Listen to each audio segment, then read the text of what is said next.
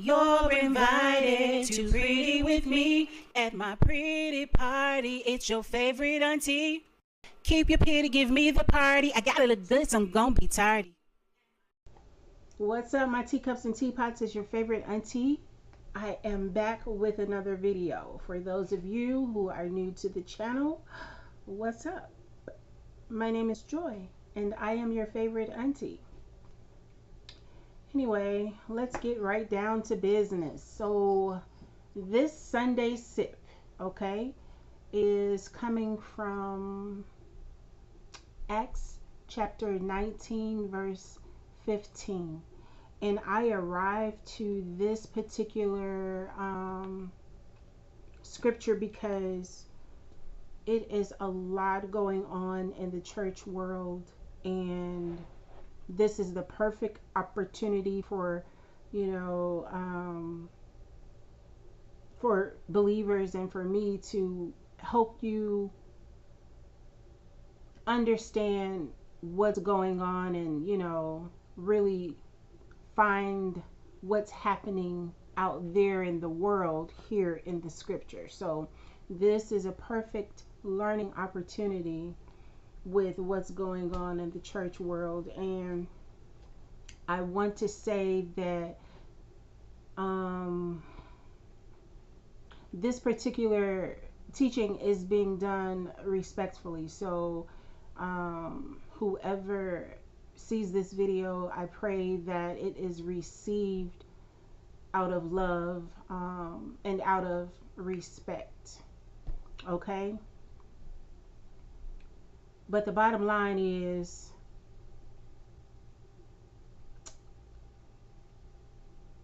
you need to know, you need to understand, what's going on so you can avoid some of the same traps and some of the same mistakes that are actually happening out here in the world. All you have to do is just be still and pay attention, and you'll see everything you need to see, and you'll find out everything that you need to know. Anyway, all right, so again, this particular scripture stood out to me because there is a lot of exposure going on in the church right now. Families are involved, children are involved, and it is just painful. It's very painful. And I just wanted to come in and make this a teaching moment versus a mess moment, because it's a hot mess. It's a mess.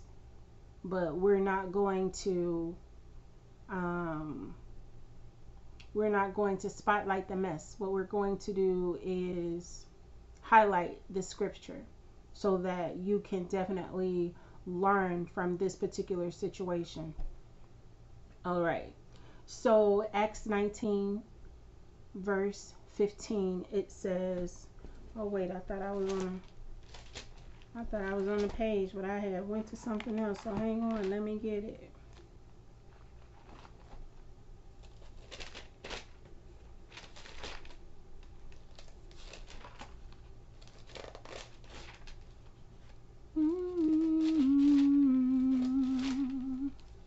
How y'all doing? Y'all all right? I hope so.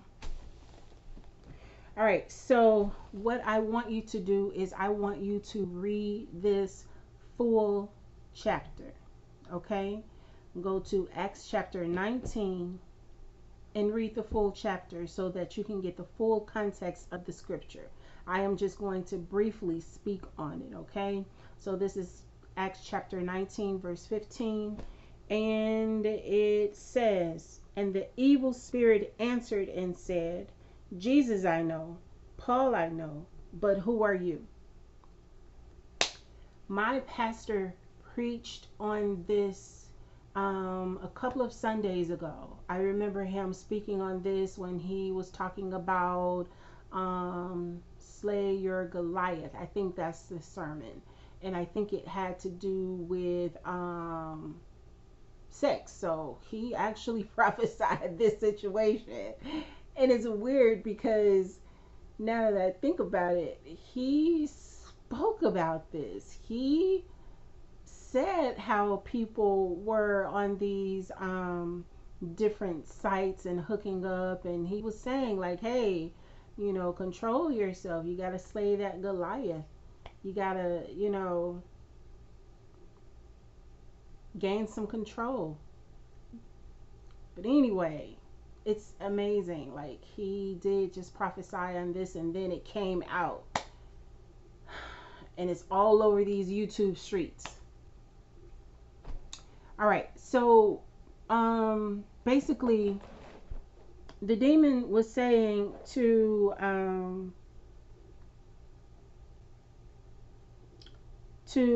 the priest. So who was he saying this to? He was saying this to the people that went out trying to do the work of God and that was not supposed to. That's basically, you know, who the demon was talking to rather. And like I said, go back and read the full chapter so that you can get the full context of that particular scripture. And what I understand about it is that demons don't respect authority. If you have any type of sin or iniquity within you, they gon' see it. They gonna see it. They gonna smell it. They can taste it, and then they'll collect the proof and throw it in your face, just like it said in the scripture, and ask you, "Who are you? Who are you to tell me how I should live and how I should be when you're out here doing this, that, and the third?" And that's basically what the demon had said. Like, who are you to tell me? So you just got to be real careful when you are on your journey to living a righteous life. You have to be very careful when you switch to the other side and you give up all of those things that satisfy your flesh. You got to be real careful, because when you go up, you got to remember that somebody is always looking to bring you down, because they're not happy that you have attained the level of notoriety, favor with God. So you got to be careful, because once you go up, you always got somebody trying to pull you back down. If I were to back that up with scripture, I'd say that the devil goes to and fro seeking whom he may devour. And you can find that in 1 Peter 5 and 8. Also, God will give you signs before destruction. God will give you signs, like he'll cause a delay. He'll cause a delay. He'll consume your time. Like, God will take up all of your time and make sure you're really busy so that you can't do that thing that you want to do.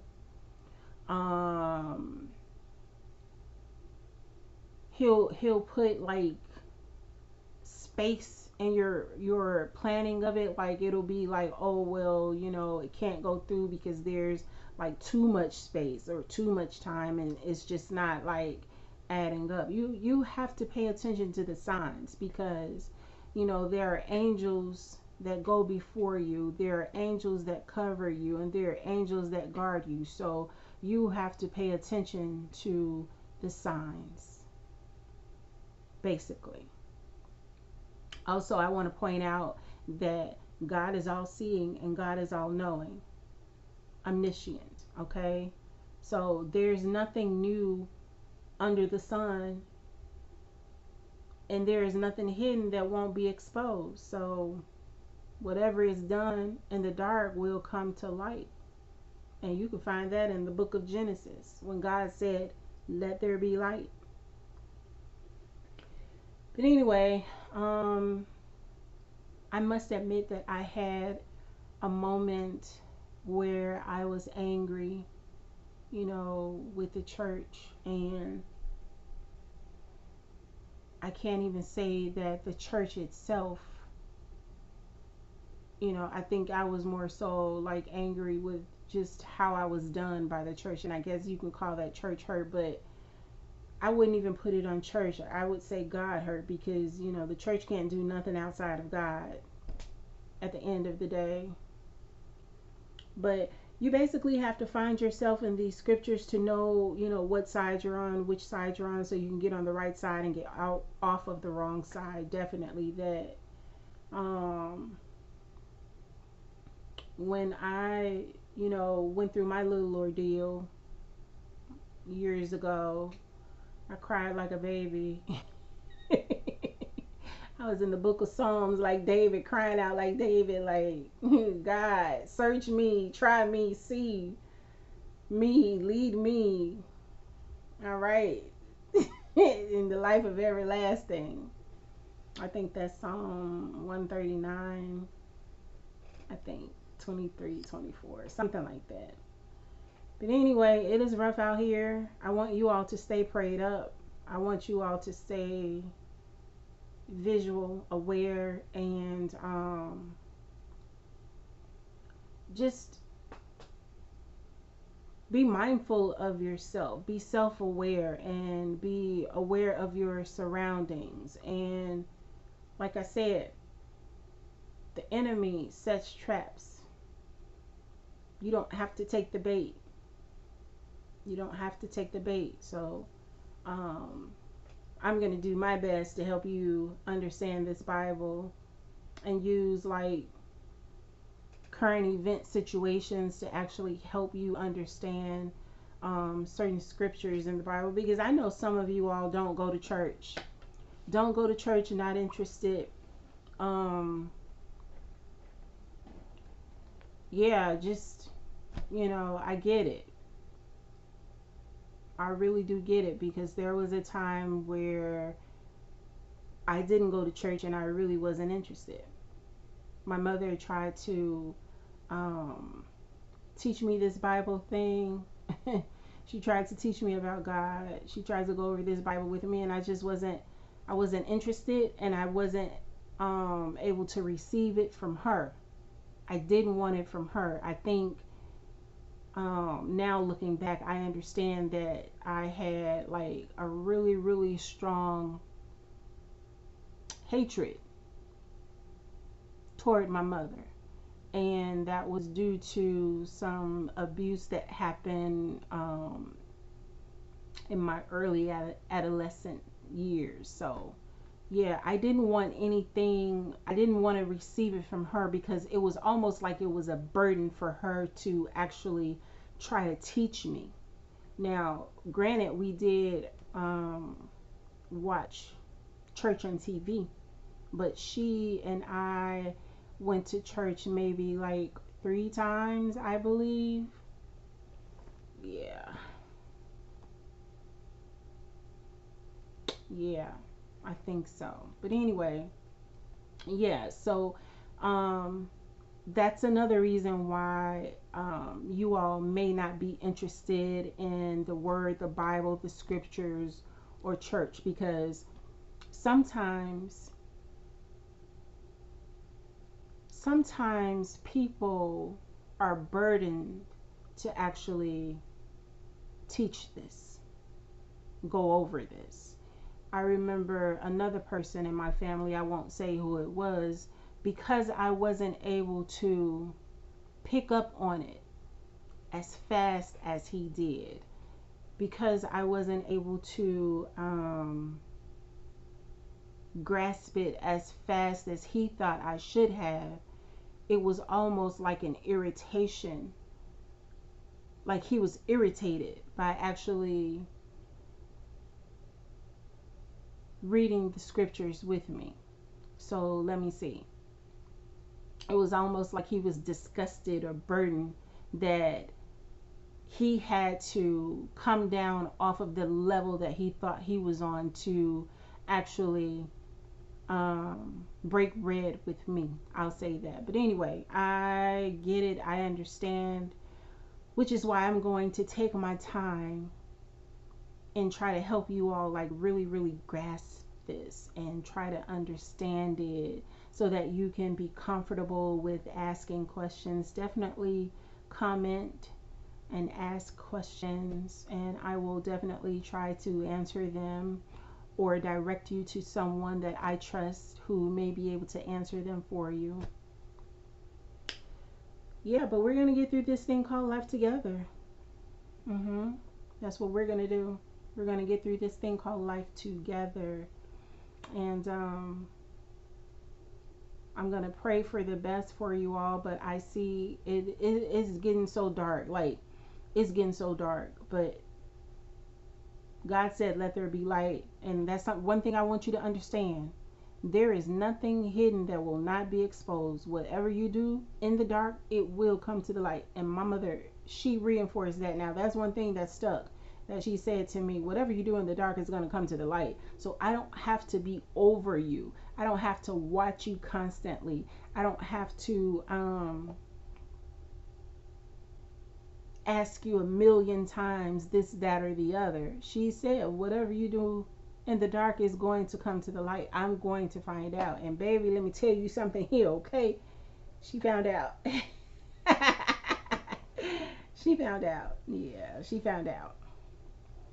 But all right, my teacups and teapots, that's all the time I have for you right now. This was just a quick Sunday sip of these scriptures, because I know that you all may not be able to take it in full drink, okay? Yeah. Thanks so much for joining me. I am so happy that you guys come back. Until next time, it's your favorite Auntie Joy Thomas. And look, go ahead and hit that Cash App. If this helped you, if this blessed you in any way, go ahead and support this channel and hit that Cash App. Sow a seed for this ministry. And the Cash App is the money sign, the dollar sign, okay? Capital K, keeping, capital K, capital P, pretty. So that's capital K and capital P, keeping pretty. I'll go ahead and post it in the description so that you'll know what it is. I'm still trying to learn how to use technology, so it's a lot that I have to figure out. I wish I had a niecey poo or nephew to help me, but it's going to get done. It will get done. All right, I'm out. Until next time, it's your favorite auntie. Stay safe, stay prayed up, and stay aligned, okay?